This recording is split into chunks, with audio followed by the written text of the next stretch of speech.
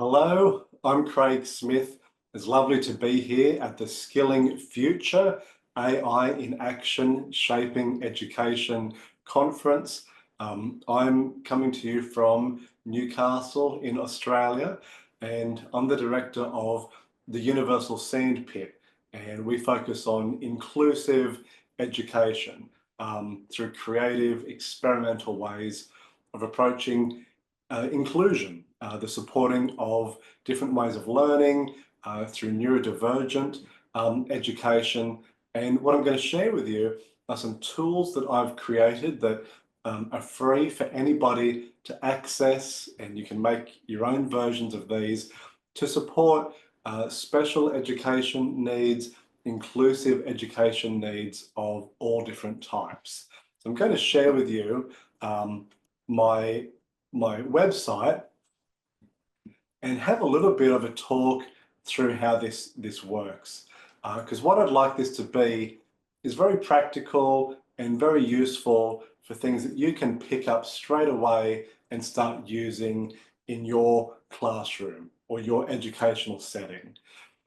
So this is my website here. It's called the Universal Sandpit, and I call it AI Tools for Inclusive Schools. But there are many different parts of this website, and I'm going to explain to you how you can start using these tools and different things, different ways in which these things work.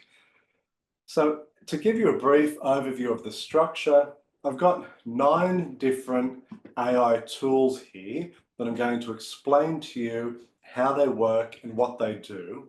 What I will say is that you'll see these and you'll probably immediately think to yourself, well, I could build something similar like that in ChatGPT, or I could, do something like that on my own. And that's the point. This website is really just a way of teaching you or guiding you in different ways to support inclusive education, different ways to support learners who need individual support. And this is giving you a bit of structure that you can then take in your own way. You can do with that whatever you'd like to do. So it's really trying to give you the freedom to approach inclusive supports in whatever way works best for you. So I'll talk about these different tools in a moment. I've then got a part of the website that's all about different prompts and projects. So prompts that specifically support inclusive education and creative projects that interact with the real world. So I'm going to show you a little bit about that as well. Then I'm going to talk about this rhythm, insight, play model. And that's a model that I've developed for daily use of AI to support personal goals, different ways of you interacting and engaging with the world. And I recently gave a TED talk about this rhythm, insight, and play model. So I'm going to talk to you a little bit about how this works as part of this space.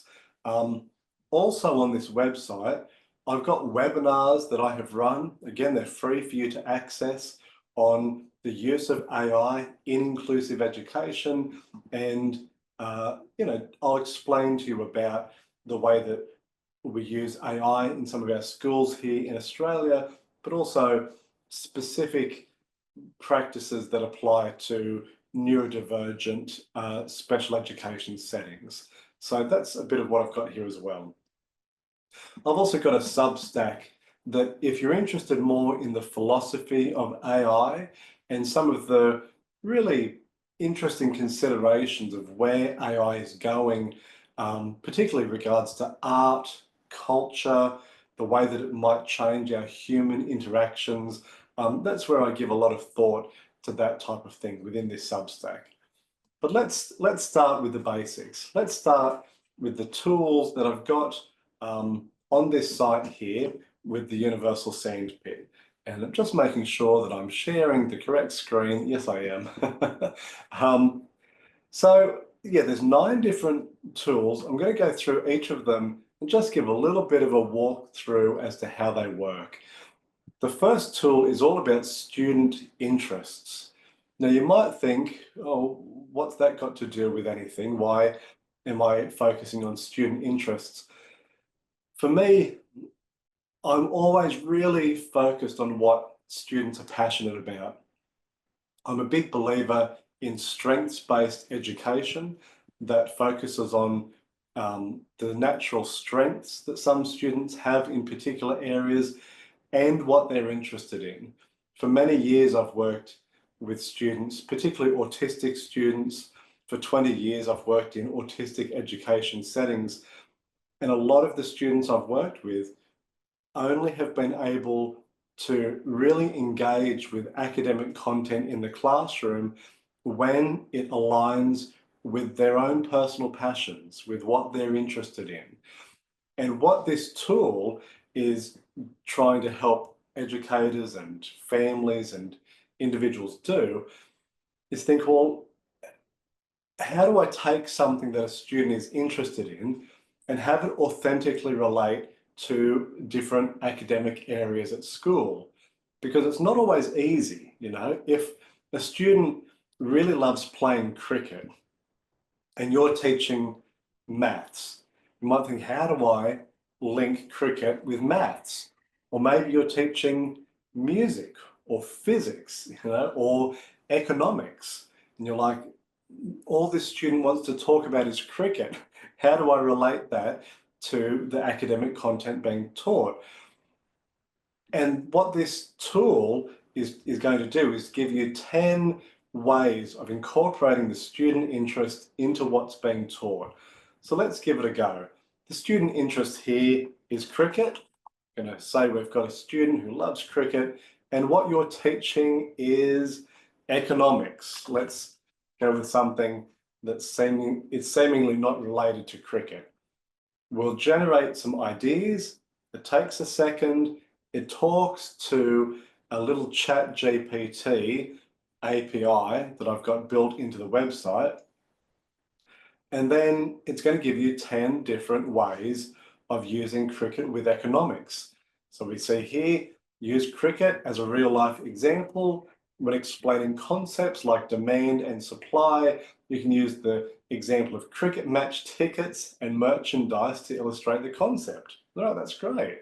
You know, we've got cricket statistics for data analysis, a business plan for cricket merchandise. These are the sorts of lessons that would really engage a student who loves cricket in your economics lesson. Let's try something else. Let's say that a student really loves playing a video game. They've got a video game. What about something like Minecraft? They love Minecraft. You're teaching a lesson on music. Let's see how this works out. We click the button. Okay, let's compose a Minecraft theme song, create a Minecraft soundtrack, a Minecraft dance party. Now, again, these are the sorts of things that as a teacher, it can be difficult to always come up with ideas. You know, it can be difficult to think, particularly if you don't know what a student is interested in. Like if a student loves something that you don't understand, maybe they love a particular comic or a particular TV show, and you think, I don't know anything about that TV show. How am I going to relate and connect with this student? This is a way to do it. And it must be said, teachers, educators who take the time to engage with what students are interested in, you demonstrate respect, you build rapport, you build trust and safety, and that student will be much more ready to come with you on an educational journey if you make these sorts of efforts. If you say, I'm going to understand what you like, apply it to the classroom, and then let's see how the educational relationship goes. That's why this is important. So that's our first tool. Let's have a look at the second, visual teaching. Now, I've worked in autistic education settings for a long time, and one of the focus areas with teaching autistic students and also neurodivergent students of many different varieties, students with ADHD, you know, visual teaching is really important. Being able to visualize a concept.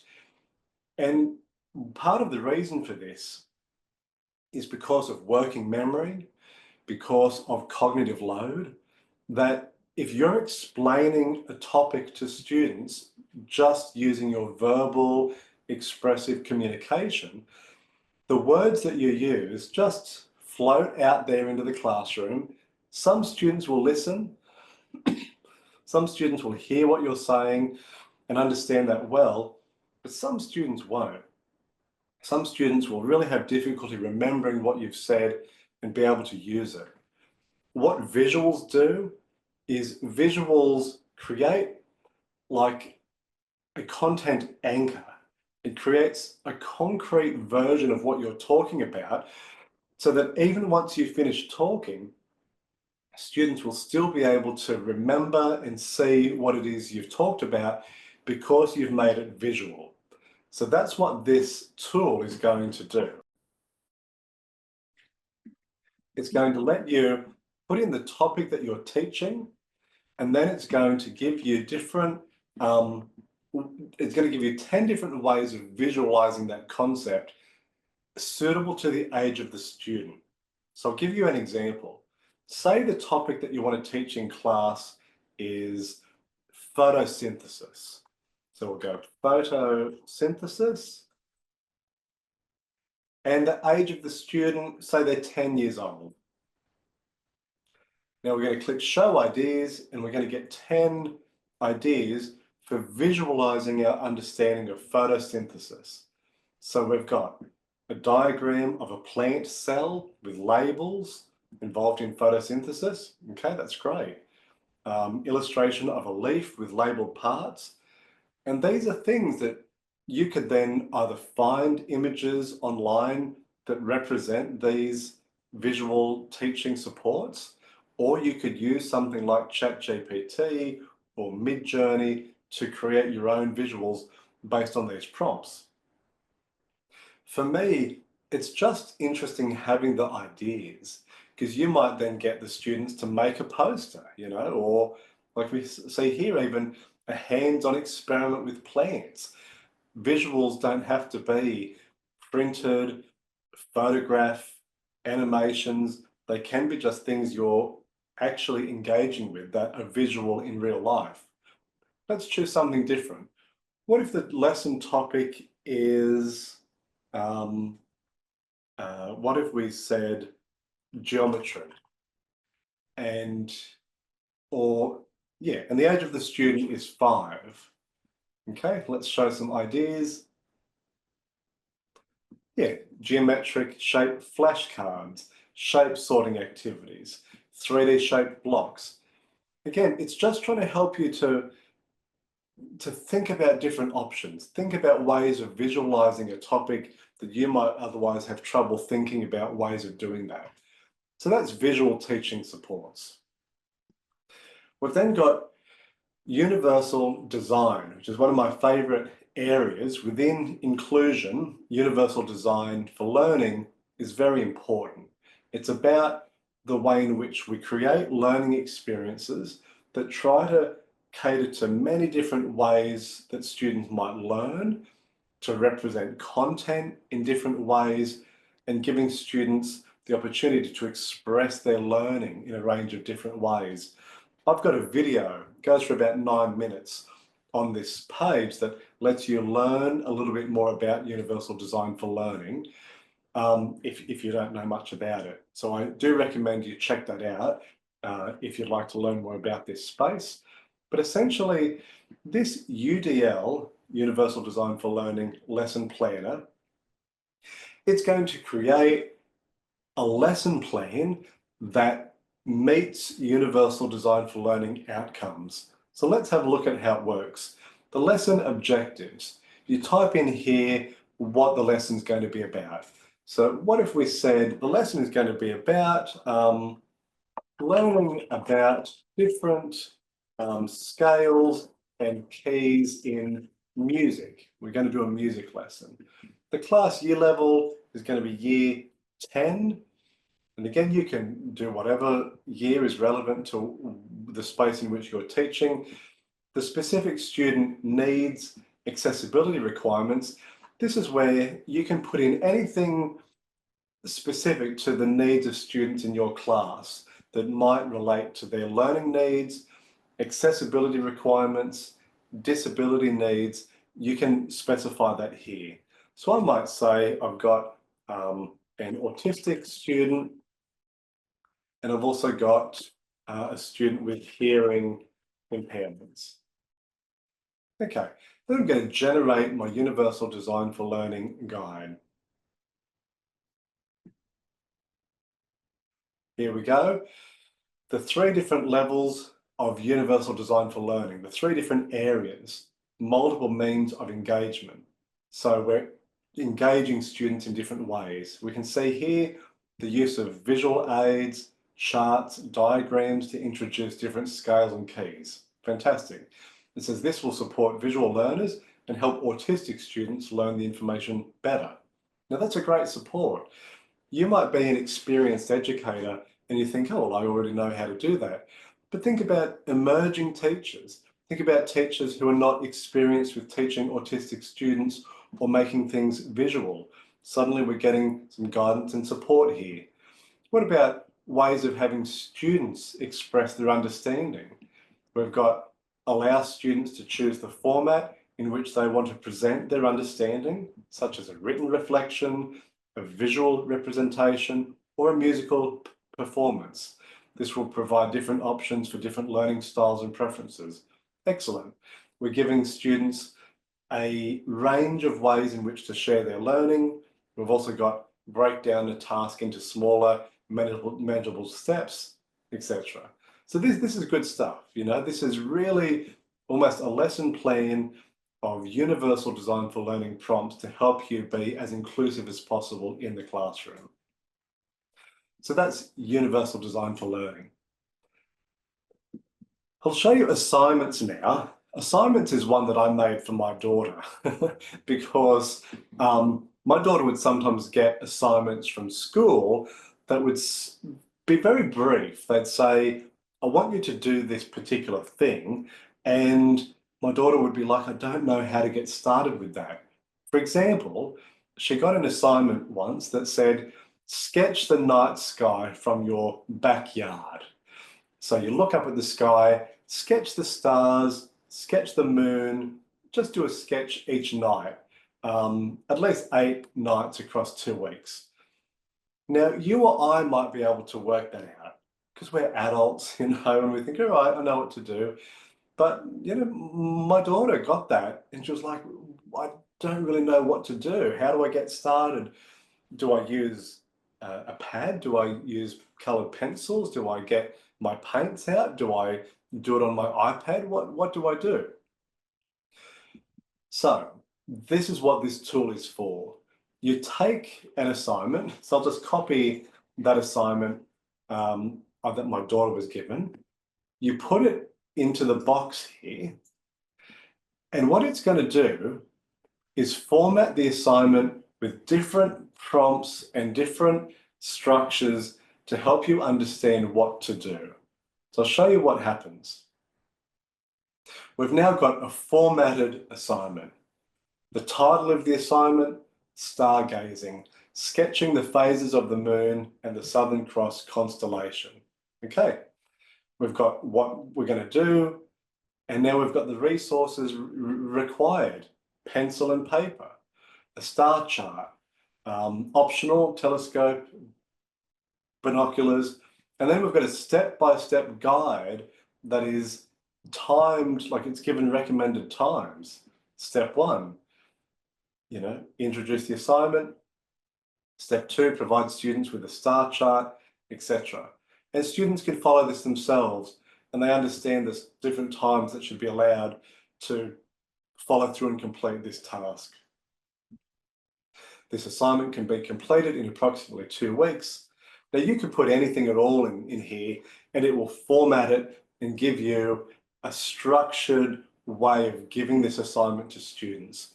It's tapping into something that we call executive functioning, you know, ways to support students to plan, to organize, to know how to approach a certain task. That's what assignment is going to help you do.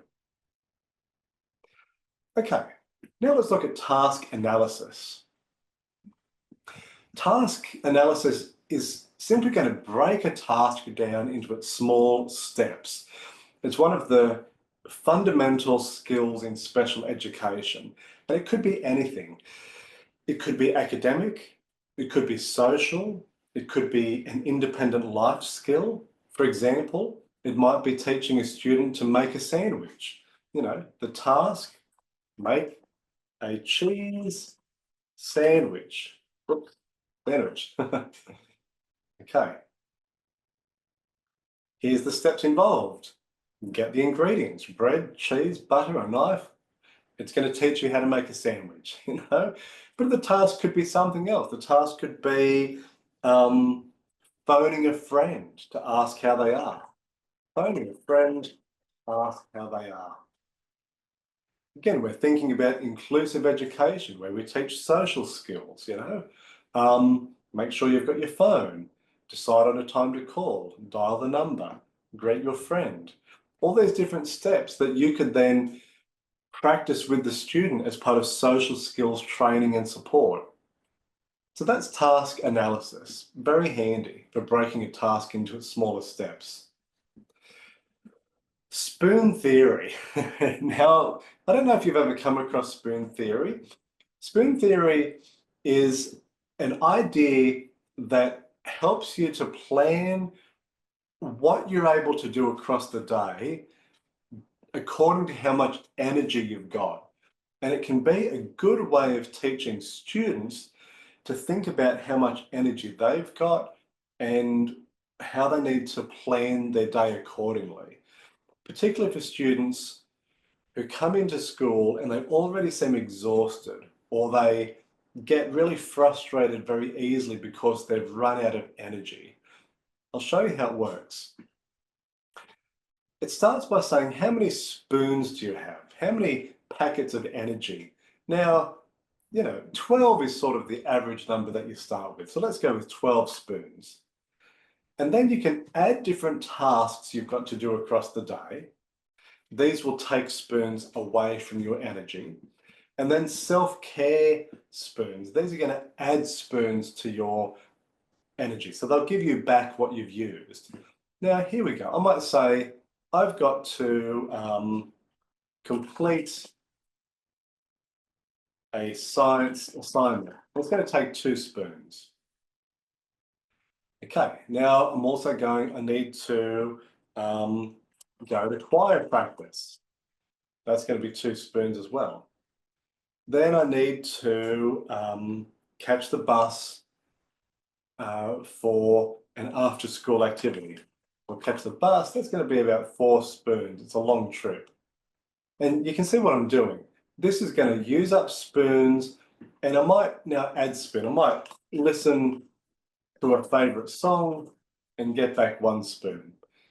Now you could do this in a very detailed way, get students to plan and think about what they've got to do across the day, what things might give them some care back, and then you click submit. Oh, sorry, I'll just take away that one.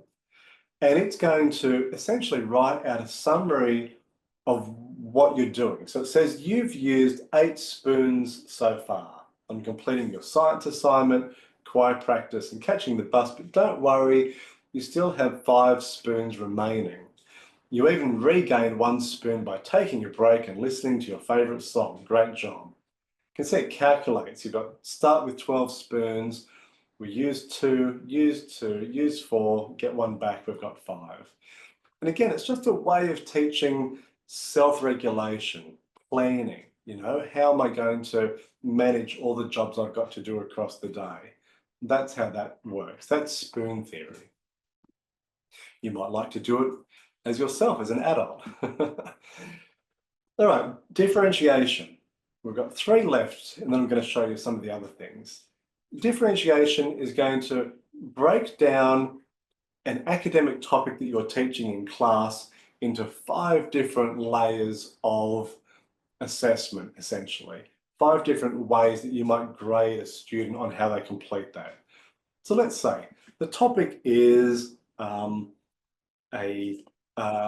about something to do with space, the solar system, and we've got a student who's, say you've got 12, they're 12 years old. Generate the differentiation levels, and now we've got these 5 different levels of understanding.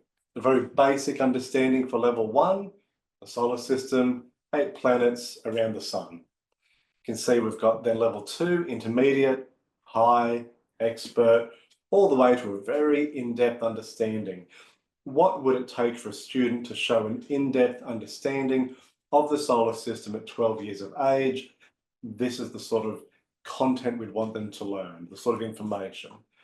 Again, this can be very useful for making a rubric, an assessment rubric to grade students on different levels, and you can adjust the age and adjust the topics to suit what you're teaching.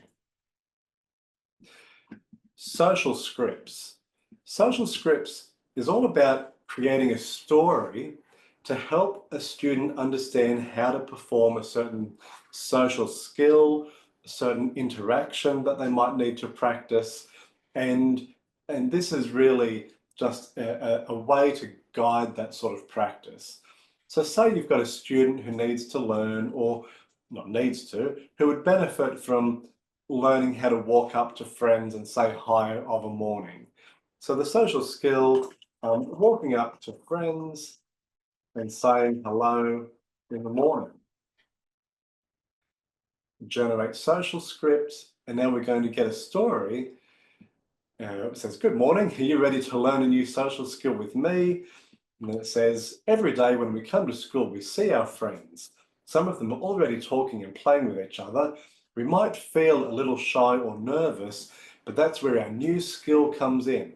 Instead of waiting for our friends to come to us, we can walk up to them and say hello. And that's going to guide them through how to do that. We have a smile on our face. We say good morning in a loud and friendly voice. This might turn into a social skills lesson in the classroom that you can practice doing this with others, or it could be for the student to read themselves. You could even add some visuals to make it a storybook, a picture book about learning to say hello. And this just gives you a script that you could edit or further tailor to what the student needs. The last of our 9 tools here is explain to me. And what explain to me does is take a concept that you want to explain to a student, and it will do so it'll tell you how to explain it in an age-appropriate way. So the concept could be, teach me, what about how does artificial intelligence work? Now, what if we do it for an 18-year-old? Quite a sophisticated explanation. Artificial intelligence, it's going to talk about intelligent machines, reasoning, problem solving. You can see examples, autonomous vehicles. It's giving quite a detailed explanation of that topic. What if I said, how does artificial intelligence work? But I'm teaching it to a 5-year-old, someone who's very young. Now it's going to say, AI is like a super smart computer that can learn and make decisions on its own. So you can see it's simplified the concept to be age appropriate to who is being taught. Very useful tool. You might think of any sort of topic. How does electricity work? Time, different maths concepts, and it will scaffold and explain it in a style that is suitable to the age that you input. I hope that there's something here that I've shown you that you think, I'm going to use that, or I'm going to even build my own version of that, or use these in ChatGPT for different prompts to support inclusive outcomes, to support different learners in your educational setting. Please feel free to get in touch with me if you've ever got any questions or thoughts. I've got a contact button on the website. You can get in touch. I'd love to chat. Thank you very much.